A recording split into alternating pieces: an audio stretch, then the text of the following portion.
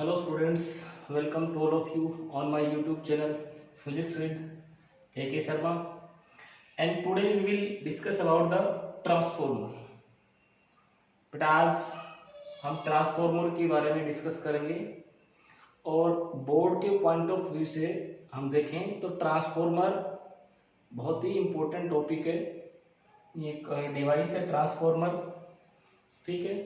तो इसकी हम कंप्लीट स्टडी करेंगे और एग्जाम के अंदर ट्रांसफॉर्मर से रिलेटेड बहुत सारे क्वेश्चन बनते हैं, न्यूमेरिकल्स भी बनते हैं और वो एग्जाम में पूछे जाते हैं, ठीक है।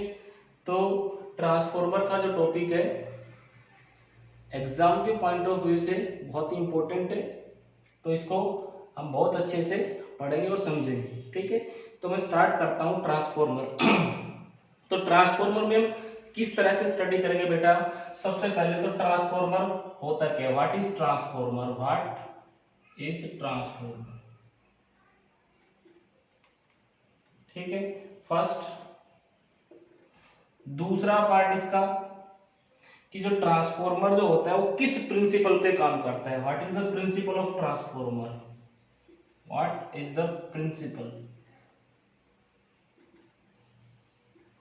सेकंड नंबर पे तीसरा आता है इसका डायग्राम या कंस्ट्रक्शन और डायग्राम, ठीक है। इसकी बनावट कैसी होती है और किन किन चीजों से मिलके हुए बना होता है ट्रांसफॉर्मर। उसके बाद हमारे पास इसका आता है वर्किंग बोल दो चाहे इसको थ्योरी बोल दो, एक ही बात है। कैसे काम करता है उसके बारे में हम स्टडी करेंगे। उसके बाद लास्ट में इसका आता है लॉसेस, एनर्जी लॉसेस, ठीक है 4, 5 और लास्ट नंबर पे आता है इसके यूजेस ऑफ ट्रांसफॉर्मर, ठीक है। तो वन बाय वन करके हम इसको स्टडी करेंगे। तो सबसे पहले हम चलते हैं कि व्हाट इज ट्रांसफॉर्मर। ट्रांसफॉर्मर क्या चीज होती है उसके बारे में हम बेटा सबसे पहले ये देखते हैं कि ट्रांसफॉर्मर क्या चीज है। तो ट्रांसफॉर्मर एक ऐसी डिवाइस होती है जो एसी वोल्टेज जो होता है उसको वेरिंग करने के, उसको चेंज करने के लिए यूज करते हैं। एसी वोल्टेज जो होता है उसको चेंज करने के लिए यूज करते हैं। अब तुमने यूजुअली देखा होगा कि जो वोल्टेज आती है पावर स्टेशन से, ठीक है, और किसके थ्रू आती है, वायर्स के थ्रू आती है, जो केबल्स होते हैं उनके थ्रू आती है। अब घरों में जो लाइट का डिस्ट्रीब्यूशन होता है, इलेक्ट्रिसिटी का जो डिस्ट्रीब्यूशन होता है किससे होता है, ट्रांसफॉर्मर से होता है। किससे होता है, ट्रांसफॉर्मर से। जो बड़े पावर स्टेशन होते हैं वहां भी क्या लगे होते हैं, ट्रांसफॉर्मर लगे होते हैं। तो वहां से जो इलेक्ट्रिसिटी भेजी जाती है पावर स्टेशन से, उसका जो वोल्टेज होता है वो 11,000 वोल्ट के आसपास होता है। कितना होता है, 11,000 वोल्टेज, लगभग इतना वोल्टेज होता है।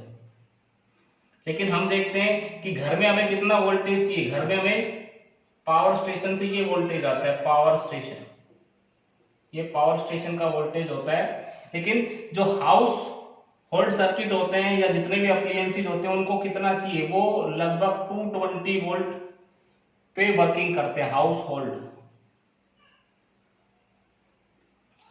होल्ड अप्लायंसेस, ठीक है।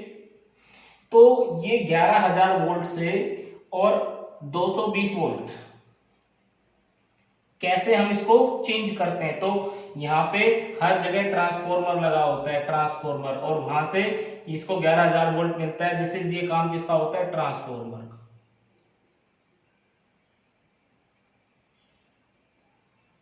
का, ठीक है। इसी तरह से जहां इलेक्ट्रिसिटी जनरेट की जाती है, जैसे जो भी बड़े पावर स्टेशन होते हैं, ठीक है, डैम वगैरह के ऊपर जहां इलेक्ट्रिसिटी जनरेट की जाती है, वहां पे जो इलेक्ट्रिसिटी का वोल्टेज इंक्रीज करके फिर पावर स्टेशन पे भेजा जाता है। 132 केवी की जो लाइन होती है जी, ठीक है। तो यहाँ पे जो वोल्टेज जनरेट होता है, मान लो 220 वोल्ट जनरेट होता है, तो उसको हम कई हजार गुना, कई लाख गुना उसको बढ़ा सकते हैं। कैसे बढ़ा सकते हैं? किसकी हेल्प से? ट्रांसफार्मर की हेल्प से। तो ट्रांसफार्मर का काम होता है वोल्टेज को बढ़ाना भी और वोल्टेज को कम भी करना, दोनों काम करता है, ठीक है। तो जो ट्रांसफार्मर वोल्टेज को बढ़ा दे उसको बोलते हैं स्टेप अप, और जो ट्रांसफार्मर वोल्टेज को घटा दे उसको बोलते हैं स्टेप डाउन। तो दो तरह के ट्रांसफार्मर होते हैं, step up and step down. तो यहाँ पे हम सबसे पहले ट्रांसफार्मर के बारे में लिखते हैं। ट्रांसफार्मर क्या होता है बेटा? ट्रांसफार्मर देखो, सबसे पहले हम ट्रांसफार्मर को डिफाइन करते हैं। तो सबसे पहले ट्रांसफार्मर, तो ट्रांसफार्मर क्या हो गया? एक ऐसी डिवाइस हो गया जो एसी वोल्टेज जो होता है उसको चेंज कर देता है। चेंज का मतलब वेरी कर देता है, कम को ज्यादा भी कर सकता है और ज्यादा को कम भी कर सकता है। जो ट्रांसफार्मर ज्यादा वोल्टेज को कम कर दे उसको हम स्टेप डाउन बोलते हैं। तो हमारे गांव के अंदर जो लगा होता है ट्रांसफार्मर, वो कौन सा होता है? यूजुअली स्टेप डाउन ट्रांसफार्मर होता है। तो सबसे पहले ट्रांसफार्मर लिखते हैं, ट्रांसफार्मर।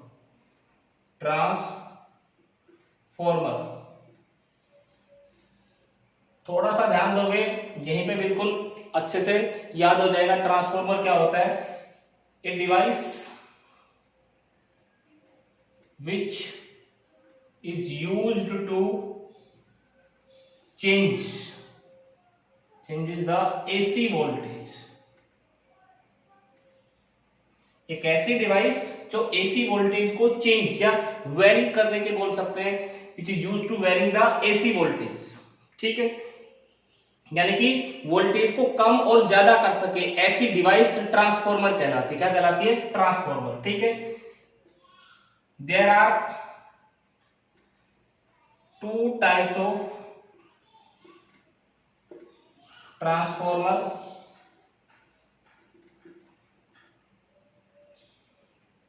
कौन कौन से ट्रांसफार्मर होते हैं? दो टाइप के। सबसे पहले step up transformer, step up transformer.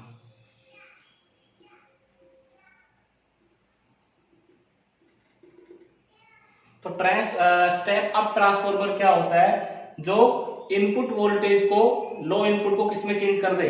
High output. एक transformer which changes low input voltage into high output voltage. जो लो इनपुट को किसमें चेंज कर दे? High output voltage. उसको क्या बोलेंगे? Step up. उसने उसको बढ़ा दिया है, ठीक है। घरों में भी एक ट्रांसफार्मर लगा होता है स्टेबलाइजर की फॉर्म में, वो भी क्या करता है? लो को हाई में चेंज कर देता है। कम वोल्टेज आ रहा है उसको बढ़ा देगा, ठीक है। और दूसरा होता है स्टेप डाउन ट्रांसफार्मर। तो बेटा स्टेप डाउन ट्रांसफार्मर क्या होता है? स्टेप डाउन, एक ट्रांसफार्मर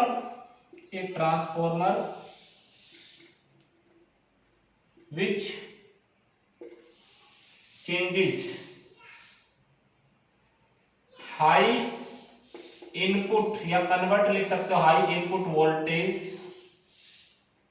इनटू लो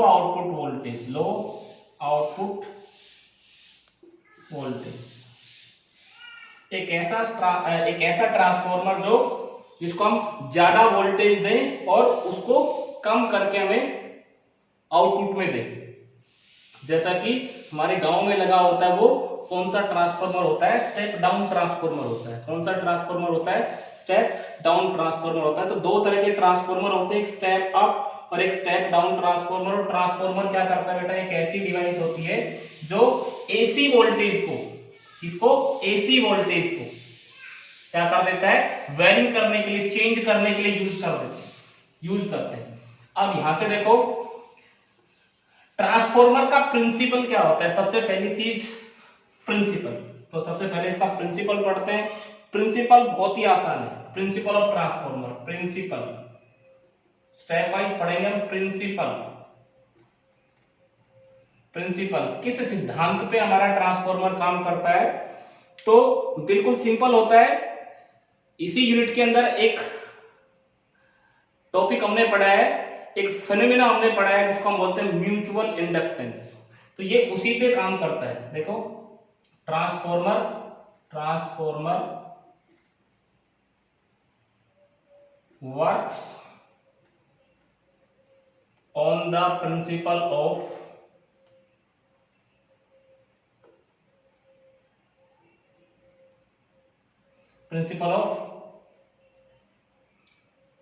म्यूचुअल इंडक्टेंस। Mutual inductance.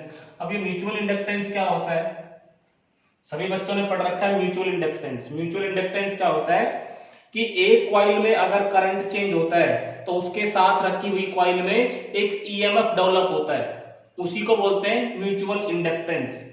दो कॉइल्स की प्रॉपर्टी होती है, तो एक कॉइल में अगर करंट चेंज होगा तो दूसरी में क्या, एक ईएमएफ डेवलप होगी। ठीक है, करंट चेंजेज इन, करंट अगर याद है तो लिख सकते हो, current changes in one coil, then EMF developed in neighbor coil। ठीक है, एक कॉइल में हम करंट चेंज करवाएंगे, एक दूसरी कॉइल उसके पास रखी होगी तो उसमें एक EMF डेवलप होगा। किस तरह से, मान लो ये कॉइल है हमारे पास, ये कॉइल है और यहाँ पे एक AC का वोल्टेज लगाया, तो यहाँ पे एक दूसरी कॉइल रख दी है, ये दूसरी कॉइल रख दी और इसके साथ एक एमीटर जोड़ दिया। ठीक है, तो इसमें तो करंट चेंज होगा, इसमें क्या चेंज होगा, करंट चेंज होगा इस तरह से, तो मैग्नेटिक फील्ड डेवलप होगा इस तरह से, और इसके अंदर ईएमएफ डेवलप होगी। ठीक है, ये डायग्राम तुम्हें नहीं बनाना है, मैंने इसे समझाने के लिए बताया तुम्हें कि म्यूचुअल इंडक्टेंस क्या होता है। इसमें तो करंट चेंज होगा, इस कॉइल में, कॉइल फर्स्ट के अंदर करंट चेंज होगा और इसमें ईएमएफ डेवलप होगी। इस फेनोमेना को हम बोलते हैं म्यूचुअल इंडक्टेंस। ठीक है, तो हमें सिर्फ इतना ही लिखना है कि प्रिंसिपल क्या होता है ट्रांसफार्मर का, वो होता है म्यूचुअल इंडक्टेंस। ठीक है, और म्यूचुअल इंडक्टेंस अगर तुम्हें याद है, current changes in one coil then EMF develop in another coil या नाइबर कॉइल। ठीक है, अब ये इसका प्रिंसिपल भी हो गया। अब नेक्स्ट हम देखते हैं इसकी कंस्ट्रक्शन, इसकी बनावट कैसी होती है वो हम देखते हैं। तो कंस्ट्रक्शन इसकी बहुत ही आसान है।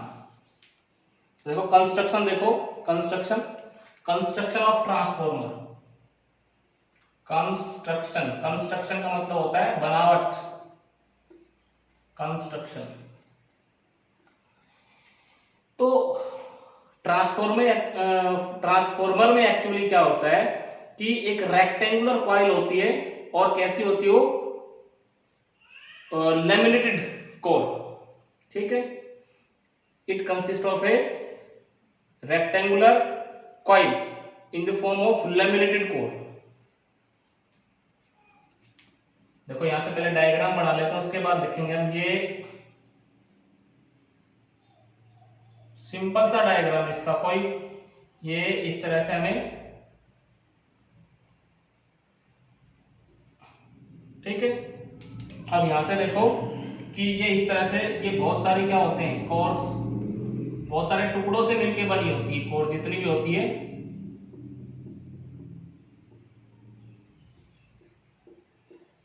ये देखो यहाँ पे, ये इस तरह से,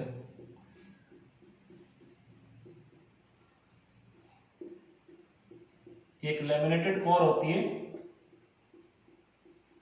एक के ऊपर एक स्ट्रिप रखी होती है,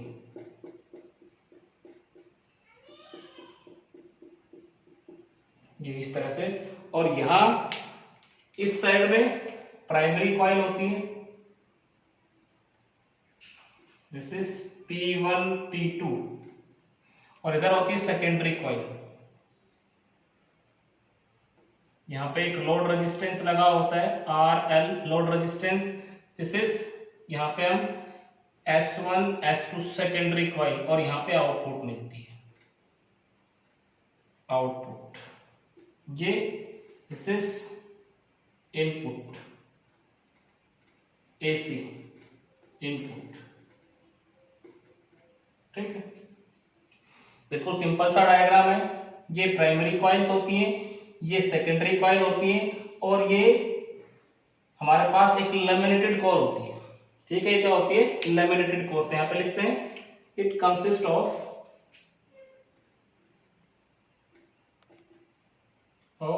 ए soft iron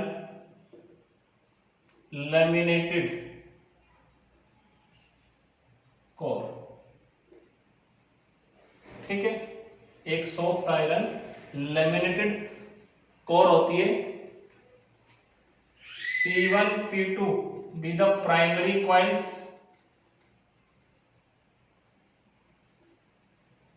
and S1 S2 be the secondary coil.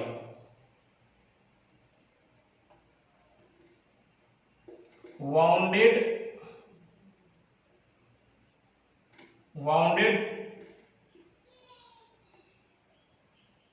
over the same core and well insulated from each other. ठीक है, एक ही कोर के ऊपर दोनों कॉइल्स बाउंडेड होती हैं। P1 P2 primary coil, S1 S2 secondary coil, और एक ही कोर के ऊपर दोनों कॉइल्स क्या कर देते हैं? वाउंडेड कर देते हैं। ठीक है, और दोनों कॉइल एक दूसरे से वेल इंसुलेटेड होते हैं। ठीक है, अब यहां पे लिख सकते हैं कि output is taken across a load resistance RL and input AC voltage is applied across primary coil. तो यहां पे लिख देंगे the input AC voltage is applied across, किसके अक्रॉस लगाते हैं? Primary coil.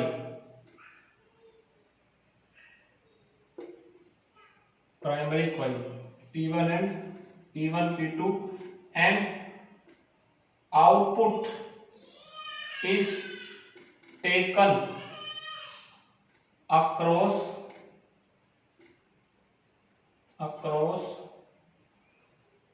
load resistance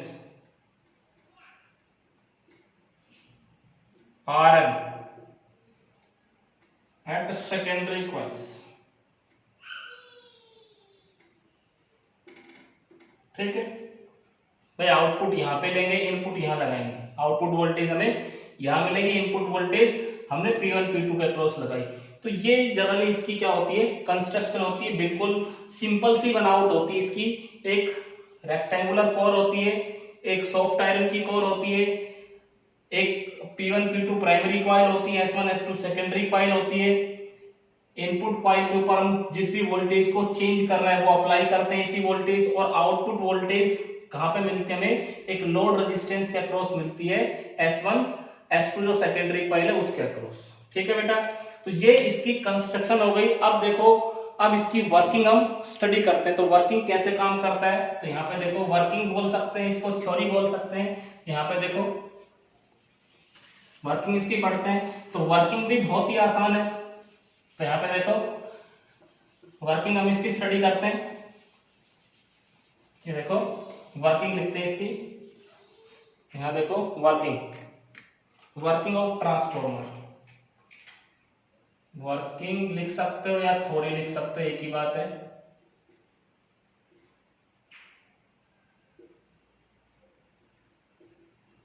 ये देखो, अब जैसे ही प्राइमरी वोल्टेज किसके अक्रॉस लगाएंगे? इनपुट के अक्रॉस लगाएंगे। तो प्राइमरी वोल्टेज कैसी है? एसी वोल्टेज है, तो वो क्या करेगी? एसी करंट प्रोड्यूस करेगी। AC voltage AC current flow करवाएगी, और एसी करंट फ्लो करवाएगी तो AC current alternating magnetic field produce करेगा। अल्टरनेटिंग का मैग्नेटिक फील्ड का मतलब ये होता है कि ऐसा मैग्नेटिक फील्ड जो लगातार चेंज होगा, और वो मैग्नेटिक फील्ड अगर प्राइमरी कॉइल के अंदर से चेंज हो रहा है तो सेकेंडरी कॉइल उसी कोर के ऊपर बाउंडेड है। तो उसके अंदर से भी चेंज होगा। अगर वो उसके अंदर से भी चेंज होगा तो म्यूचुअल इंडक्टेंस होगा। ठीक है, अब म्यूचुअल इंडक्टेंस होगा तो यहां पे हम लिखते हैं then alternating voltage is applied across the primary coil produce a alternating current and a alternating magnetic flux, magnetic field कर लो चाहे फ्लक्स कर लो। ठीक है, so secondary coil wounded over the same core,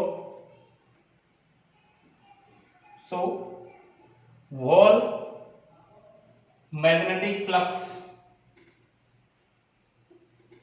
linked with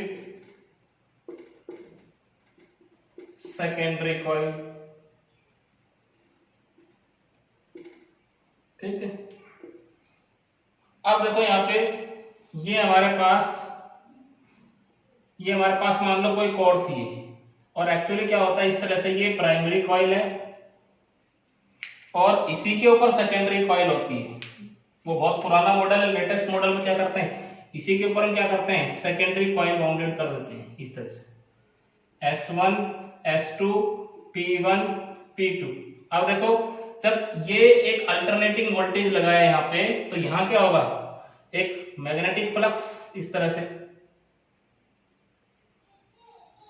अब जितना देखो black वाली के अंदर से चेंज होगा ये फ्लक्स, जितनी लाइन ब्लैक वाली के अंदर से चेंज होगी उतनी किसके अंदर से जाएंगी, रेड वाली के अंदर से जाएंगी, रेड वाली कॉइल के अंदर से जाएंगी। रेड वाली कौन सी है, सेकेंडरी कॉइल, और ब्लैक वाली कौन सी है, प्राइमरी कॉइल। तो जितना फ्लक्स किसके साथ लिंक्ड होगा, जितना फ्लक्स P1 P2 के साथ लिंक्ड होगा उतना ही S1 S2 के साथ लिंक्ड होगा।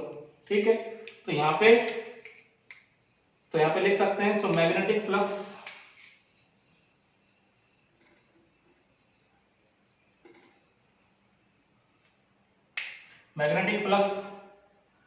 जितना किसके साथ लिंक्ड होगा, प्राइमरी के साथ, उतना ही किसके साथ होगा, सेकेंडरी के साथ। सो मैग्नेटिक फ्लक्स लिख दिया हमने।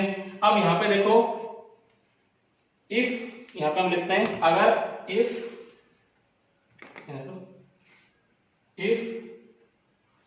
NP and NS be the number of turns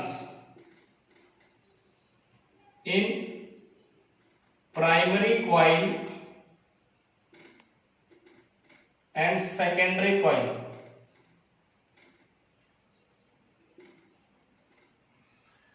NP किसके अंदर नंबर ऑफ टर्न्स है, total number of turns primary coil में, और NS किसके अंदर, सेकेंडरी कॉइल में। Then EMF induced in primary coil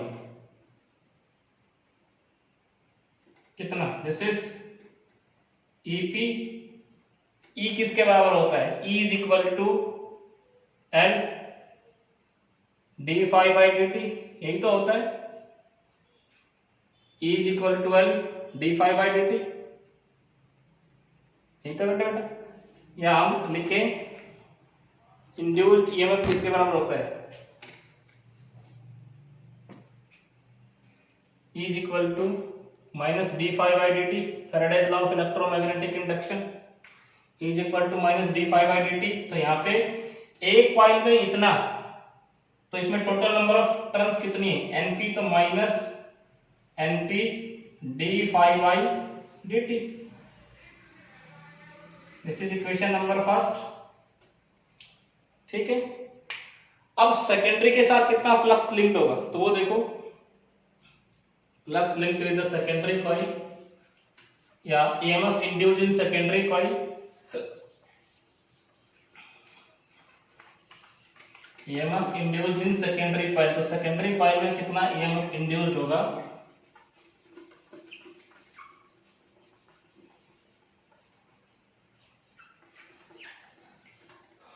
EMF induced in secondary coil, EMF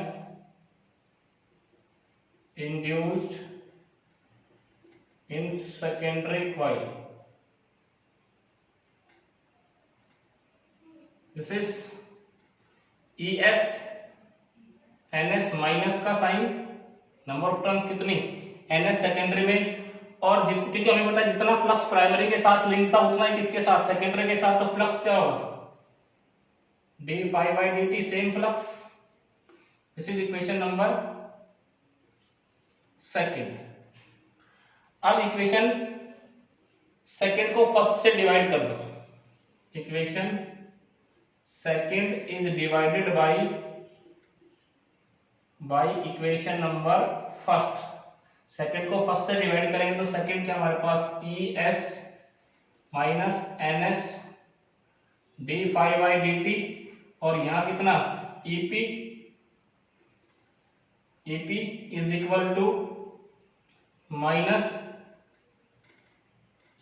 NP d phi by d t. तो d phi by d T क्या हो जाएगा, cancel out हो जाएगा दोनों का, हमारे पास कितना आ जाएगा, हमारे पास जो बचेगा दिस इज, ये हमारे पास बच जाएगा बेटा, this is E S upon EP is equal to, minus से minus cancel out, N S upon NP, और यहां से इक्वेशन नंबर थर्ड इसको लिख सकते हैं, ठीक है। अब यहां से देखो ईएस हम निकालना चाहिए सेकेंडरी वोल्टेज, तो सेकेंडरी वोल्टेज कितना आ जाएगा, ये देखो सेकेंडरी वोल्टेज हम, this is E S is equal to EP N S upon NP, ठीक है बेटा, दिस इज इक्वेशन नंबर 4। ये इतनी सेकेंडरी वोल्टेज हमें मिल जाएगी, ठीक, अगर ये प्राइमरी वोल्टेज लगाते हैं तो ये सेकेंडरी वोल्टेज मिल जाएगी। अब देखो एनएस और एनपी क्या है, एनएस और एनपी हमारे पास क्या है, एनएस और एनपी हमारे पास number of turns in secondary, number of turns in primary, तो इन दोनों का जो रेशियो है वो क्या कहलाता है, transformation ratio, NS upon NP is equal to K, known as transformation ratio, ratio of transformer. तो कई बार एग्जाम में पूछा जाता है what is transformation ratio of transformer. तो ट्रांसफॉर्मेशन रेशियो क्या होता है, it is the ratio of number of turns in primary coils, sorry, number of turns in secondary coil, पहले secondary coil है, number of turns in secondary coil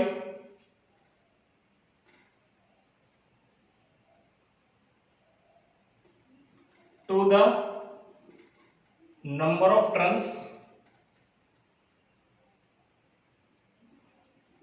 in primary coil. Primary coil और secondary coil के अंदर जो turns हैं उन दोनों का रेशियो क्या कहलाता है, ट्रांसफॉर्मेशन रेशियो, क्या कहलाता है, ट्रांसफॉर्मेशन रेशियो। अब यहां से देखो इक्वेशन नंबर 3 से देखो हम कैसे स्टेप अप ट्रांसफॉर्मर बना सकते हैं और कैसे स्टेप डाउन ट्रांसफॉर्मर बना सकते हैं। तो यहां पे देखो इक्वेशन नंबर 3 और 4 से हम बता सकते हैं, यहां पे देखो बेटा, if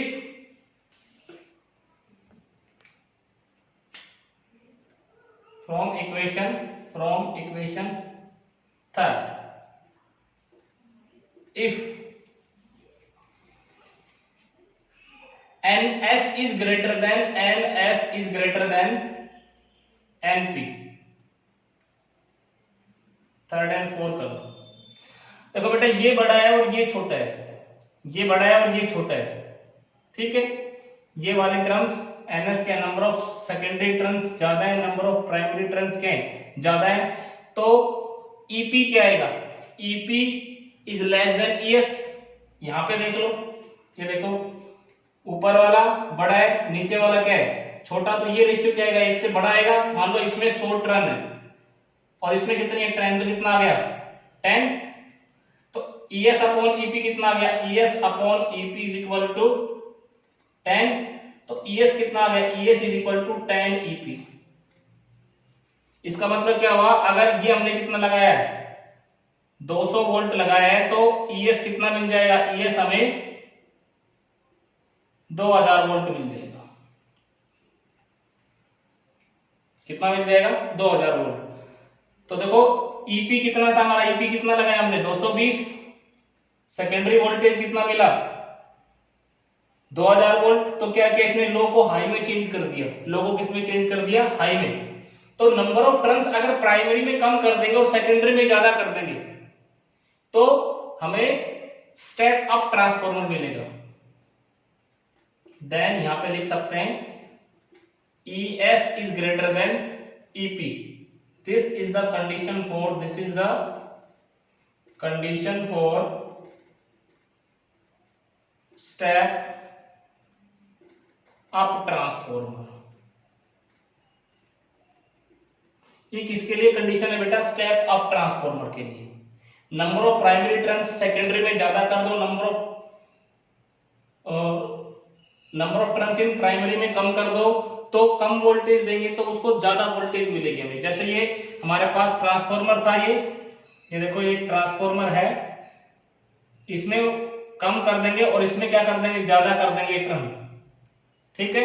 NS is greater then NP, तो ये वोल्टेज यहाँ पे मिलेगा ES, ये यहाँ पे EP, तो ES क्या हो जाएगा, ES is greater then EP, मतलब कम वोल्टेज को बढ़ा करके देगा। और जितना हम चाहें, ये रेशियो अगर यहाँ पे 10,000 कर दिया, यहाँ पे 10 टर्न कर दिया, तो ये 100 टाइम्स बढ़ा देगा। तो जितना चाहे हम उसको बढ़ा सकते हैं, ठीक है। तो ये स्टेप अप ट्रांसफॉर्मर बन जाएगा हमारा। कैसा, स्टेप अप ट्रांसफॉर्मर। अगर कम वोल्टेज आ रहा है उसको ज्यादा करके हमें चाहिए तो क्या करेंगे, नंबर ऑफ सेकेंडरी टर्न्स बढ़ा देंगे और नंबर ऑफ प्राइमरी टर्न्स कम रखेंगे। अब देखो दूसरी कंडीशन क्या है, दूसरी सिचुएशन देखो, फर्स्ट थी तो सेकंड सिचुएशन क्या हो सकती है, when NP is greater than NS। Number of turns किसमें ज्यादा है, प्राइमरी में ज्यादा है और सेकेंडरी में कम है, देन उल्टा हो जाएगा, EP is greater then ES। तो ये वोल्टेज तो प्राइमरी वोल्टेज ज्यादा था, सेकेंडरी वोल्टेज कम मिला, तो इसको हम क्या बोलते हैं, this is the condition for, this is the condition for step down transformer. ये किसके लिए कंडीशन है, स्टेप डाउन ट्रांसफॉर्मर के, ठीक है। किसके लिए कंडीशन है, स्टेप डाउन ट्रांसफॉर्मर के लिए। ये किसके लिए कंडीशन थी, स्टेप अप के लिए। अब इसको तो कितना कर दें, इसको तो रखें 10, ऊपर वाले को नीचे वाले को कितना कर दे 1000, कट गया, कितना आ गया, ES अपॉन EP 1/10, और EP कितना आ जाएगा, EP 10 टाइम्स ऑफ ES। तो सेकेंडरी वोल्टेज है उसका 10 टाइम्स आएगा, या हम कहें कि ES कितना आएगा, ES आएगा EP का 1/10 टाइम्स, ठीक है। अगर यहाँ 1000 वोल्ट लगाया है तो ये कितना मिलेगा, ES हमें 100 वोल्ट मिलेगा। तो ये स्टेप डाउन ट्रांसफॉर्मर के लिए कंडीशन होती है। किसके लिए कंडीशन होती है, step, number of primary turns ज्यादा कर देंगे, सेकेंडरी टर्न्स को कम रखेंगे, तो ये स्टेप डाउन ट्रांसफॉर्मर के लिए कंडीशन होती है, ठीक है। अगर आइडियल कंडीशन मान के चले, for ideal transformer, if there is no loss of energy, no loss of energy, occurs, अगर एनर्जी का कोई भी लॉस नहीं होता है तो जितनी इनपुट वोल्टेज होगी उतनी क्या मिलेगी, सॉरी जितनी इनपुट पावर होगी उतनी क्या मिलेगी, output power. Then input power किसके बराबर, आउटपुट पावर। जितना इनपुट पावर देंगे उतना ही आउटपुट पावर मिलेगा, लेकिन ऐसा होता नहीं है, कुछ ना कुछ एनर्जी का लॉस होता है, वो हम आगे डिस्कस करेंगे कैसे एनर्जी का लॉस होता है, लेकिन वो एनर्जी का लॉस बहुत कम होता है। आइडियल कंडीशन माने इसमें कोई भी एनर्जी का लॉस नहीं हो रहा, तो जितनी इनपुट पावर की उतनी क्या मिलेगी, हमें आउटपुट पावर मिलेगी। इनपुट पावर कितना, input EP multiply by IP. Current into voltage power का फॉर्मूला होता है primary current primary voltage input power, secondary voltage secondary current output power. ठीक है, और यहां से IS कितना आ जाएगा बेटा, IS इज इक्वल टू हमारे पास कितना आ जाएगा, या फिर हम इसको ऐसे लिख सकते हैं IS upon IP, IS upon IP is equal to EP upon, यहां से देखो इसको इसके नीचे ले गए IS अपॉन IP, या ऐसे लिख लेते हैं इसको EP upon ES is equal to EP upon ES IS upon IP। ठीक है, इसको नीचे ले आए, इसको इसके नीचे ले गए, तो IS upon IP EP upon ES। अब यहां से देखो एक इक्वेशन लिखी थी हमने, क्या इक्वेशन लिखी थी, ये देखो यहीं से देखो, ES अपॉन EP किसके बराबर, NS अपॉन NP, तो EP upon ES from equation, या ऊपर लिख लेते हैं बेटा, बट फ्रॉम इक्वेशन, कौन सी equation, equation number 4। Equation number 4 का यहां पे यूज करेंगे तो क्या आ जाएगा, यूज इक्वेशन नंबर 4, या इक्वेशन नंबर 3 यूज कर लो इसमें, इक्वेशन नंबर 3 यूज इक्वेशन 3, इस इक्वेशन, इसको नाम दे दो इक्वेशन नंबर 5। ठीक है, इन 5, तो EP अपॉन ES कितना, EP अपॉन ES करेंगे तो NP अपॉन NS, तो मैं लिख सकता हूं IS upon IP is equal to EP upon ES NP upon NS। ये भी एक इंपॉर्टेंट रिलेशन है, दिस इज इक्वेशन नंबर 6। ठीक है, अब यहां पे एक चीज देखो, अगर स्टेप अप ट्रांसफॉर्मर है, स्टेप अप, तो NS क्या मिलेगा, NP से ज्यादा, और स्टेप अप क्या होगा, NS is greater then NP, NS क्या होगा, NP से ग्रेटर देन होगा। स्टेप अप के लिए सेकेंडरी टर्न्स ज्यादा होंगी, प्राइमरी टर्न्स क्या होंगी, कम होंगी, तो ये ज्यादा और ये कम, रेशियो क्या है, एक से छोटा आएगा। इसका मतलब हमारे पास क्या हो गया, IS is less than IP, IS is less than IP। किसका वोल्टेज बढ़ा, वोल्टेज बढ़ा स्टेप अप में सेकेंडरी का, वहां वोल्टेज बढ़ गया लेकिन करंट क्या हो गया, कम हो गया। वोल्टेज बढ़ गया, करंट कम हो गया, लेकिन पावर जो वो रहेगी, एनर्जी जो रहेगी वो उतनी रहेगी, उसमें एनर्जी का लॉस नहीं होता है, क्योंकि करंट और वोल्टेज को कम हम कैसे कर सकते हैं, रेजिस्टेंस लगा के भी कर सकते हैं, लेकिन वहां एनर्जी का लॉस होता है, हीट में कन्वर्ट हो जाता है। लेकिन जब हम ट्रांसफॉर्मर यूज करते हैं तो वहां पे एनर्जी का लॉस नहीं होता है, बहुत ही मिनिमम होता है। ठीक है, आइडियल कंडीशन में एनर्जी का लॉस नहीं होता है, और वो इसीलिए नहीं होता है कि जितना हम वोल्टेज में गेन कर देते हैं वो किसमें गेन करते हैं, वो किसमें हम लूज कर देते हैं, करंट में। सेकेंडरी में क्या हो गया, वोल्टेज तो बढ़ गया लेकिन करंट घट गया, और पावर क्या होती है, एनर्जी क्या होती है, पावर पर सेकंड, EPIP सेकेंडरी। अब यहां देखो पावर उतनी रहेगी, सेकेंडरी पावर प्राइमरी पावर दोनों सेम रहेगी, input power output power same इसलिए रहेगी क्योंकि यहां करंट घट गया, वोल्टेज बढ़ गया, और वहां क्या होता है, वहां करंट बढ़ जाता है, वोल्टेज घट जाता है, लेकिन दोनों का प्रोडक्ट क्या आएगा, सेम आएगा। ठीक है, तो यहां पे देख सकते हो स्टेप अप और स्टेप डाउन। स्टेप डाउन कितना आ जाएगा, NP is greater than NS, NP is greater than, so ये क्या हो जाएगा, उल्टा हो जाएगा, IS greater than IP। So whatever so gain in voltage in step up transformer या in transformer, same we lose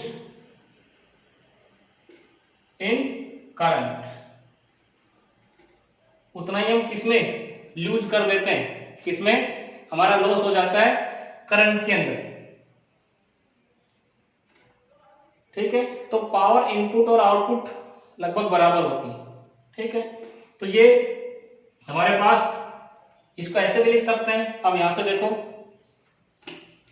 और इसको और अच्छा करके लिखें और फॉर्मूला बना लें इसके अंदर।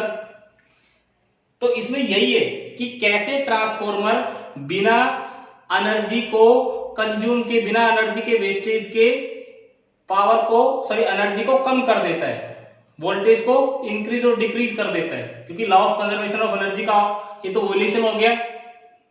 कैसे वोल्यूशन हो गया कि भाई एक का वोल्टेज बढ़ा रहा है, एक का वोल्टेज कम कर रहा है, जितनी पावर दे रहे हैं उतनी पावर हमें आउटपुट में मिलनी चाहिए। ठीक है, तो यहां उसमें क्या होता है, एक में करंट बढ़ जाता है और दूसरे में करंट घट जाता है, लेकिन एक में वोल्टेज बढ़ जाता है, दूसरे में वोल्टेज घट जाता है, दोनों का प्रोडक्ट क्या आएगा, सेम आएगा। जितना हम वोल्टेज में गेन करते हैं उतना ही किसमें यूज कर देते हैं, करंट के अंदर यूज कर देते हैं। ठीक है, तो यहां पे देखो हम IS निकाल सकते हैं, IS कितना, IS is equal to IP NP upon NS, और इसको हम क्या लिख सकते हैं, IS is equal to IP by K। ये 1 बाई K हो जाएगा, NS अपॉन NP कितना होता है, K, NP upon NS 1 by K हो जाएगा, transformation ratio, this is transformation ratio. ठीक है, अब यहां से देखो ये हमारे पास, अब इसमें हम निकालते बेटा efficiency of transformer, efficiency of transformer, efficiency of transformer, efficiency of transformer, efficiency of transformer. तो एफिशिएंसी क्या होती है बेटा, नीटा से रिप्रेजेंट करते हैं एफिशिएंसी को, ईटा से, और ये होती है आउटपुट पावर और जो इनपुट पावर होती है